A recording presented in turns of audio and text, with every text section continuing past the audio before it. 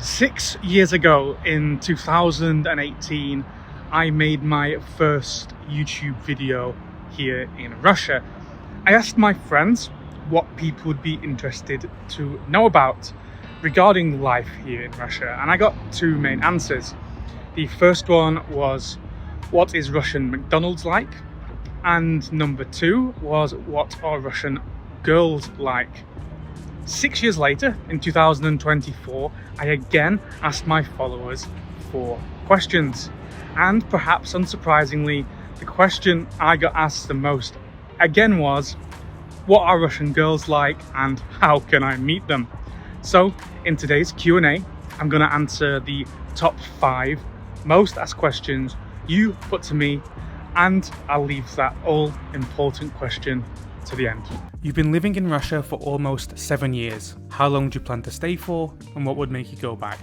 August 2024 marks 7 years since I moved to Moscow as a younger and much thinner 22-year-old. I honestly could never have imagined that I would still be here all this time later, having essentially spent my entire adulthood here in Russia.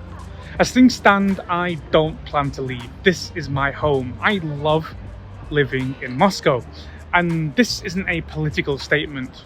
I know that many foreigners live here in Russia, in Moscow, because they disagree with the direction of the West or they support Putin, among other reasons.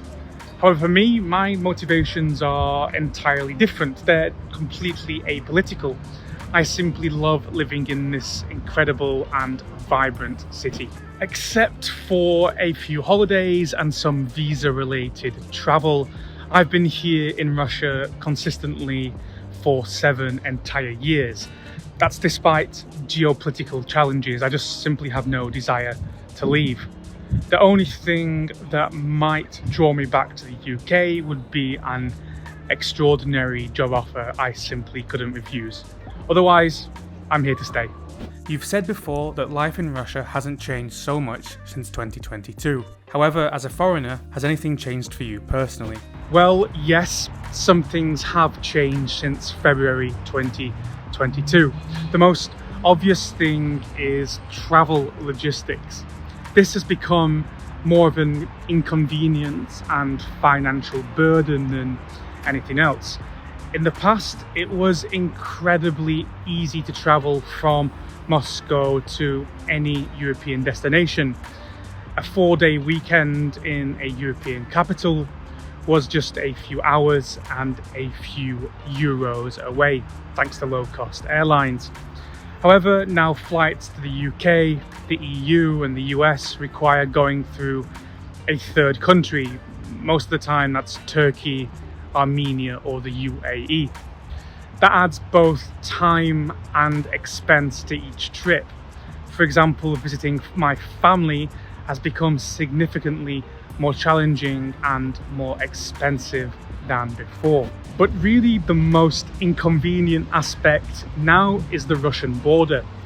Before February 2022, crossing the Russian border was straightforward and quick, as long as you had all the necessary paperwork. However, the Federal Security Service now often conducts interviews upon entry, especially for those from Ukraine, the UK, the USA, and other countries on Russia's unfriendly list. While the interrogation is usually brief and not very intimidating once you're used to it, the real issue is the time it consumes.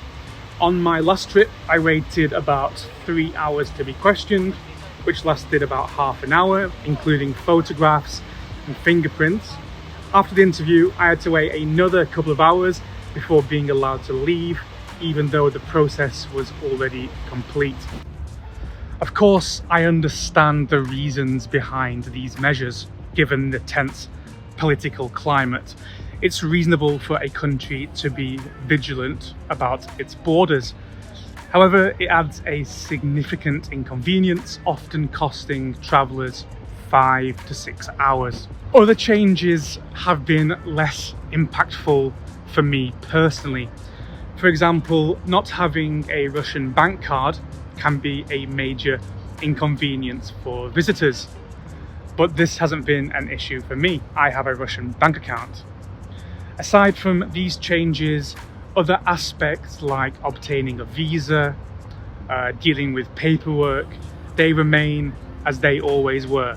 Annoying, time-consuming, but nothing new. How has the expat community changed since 2022? Have most people left? Are there less foreigners in general? Okay, it started raining last night, so I'm continuing this a day later in a different spot here in central Moscow. So I can confidently say that there are far fewer people, British people, in Moscow now than before February 2022. If I had to estimate, only about 20-25% of the Brits here have remained. And I'm quite the exception, as most people who stayed here have Russian spouses, they have children here. I'm not married, I don't have any kids, I don't have any economic ties to Russia like property in Moscow. I chose to stay here because I love living here. However, despite the reduction in numbers, I still have many British friends in Moscow.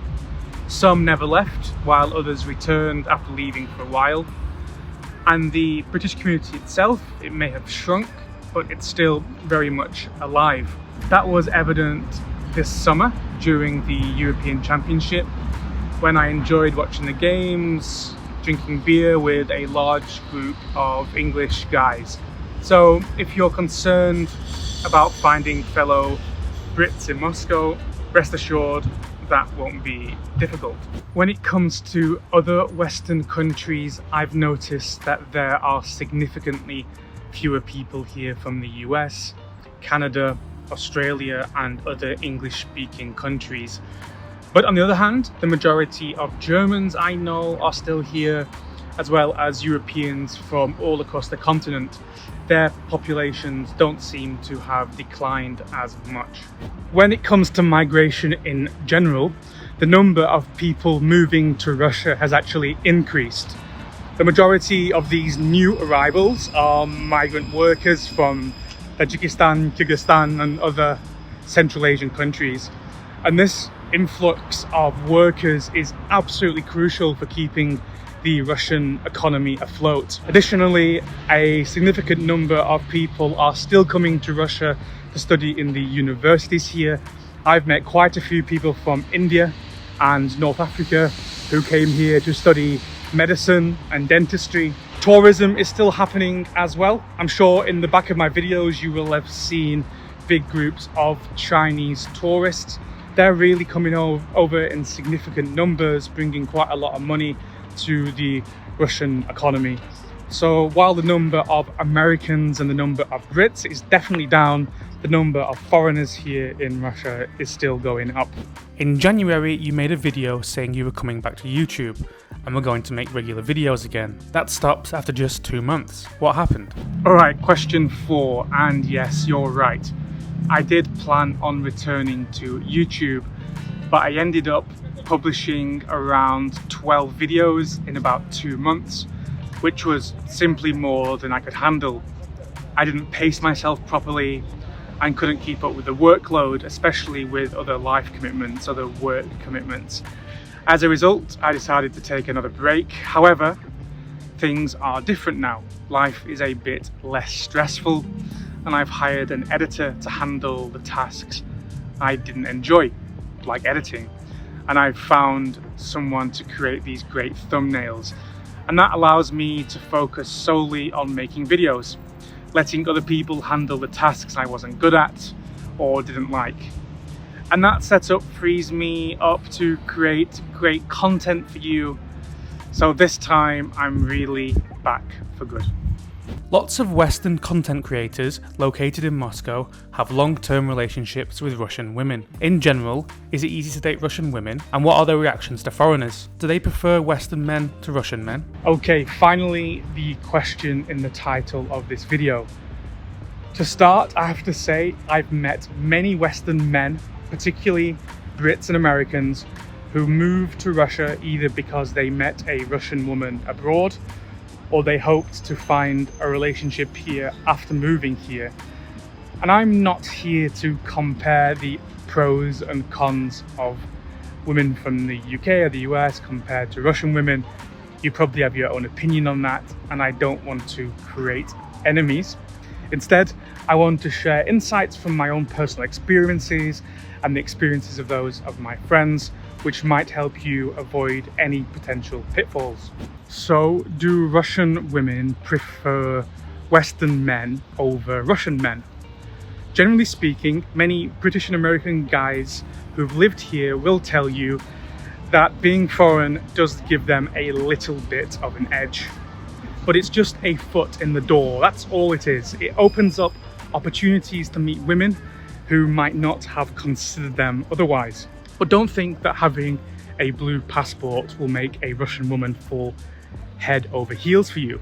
If there's no connection or compatibility, being foreign simply won't matter. That's the fantasy world of people who come here and think it'll be easy to get any girl they want. It's ludicrous, especially in cities like Moscow. People here are well traveled, they're affluent, and simply being from another country isn't enough to impress.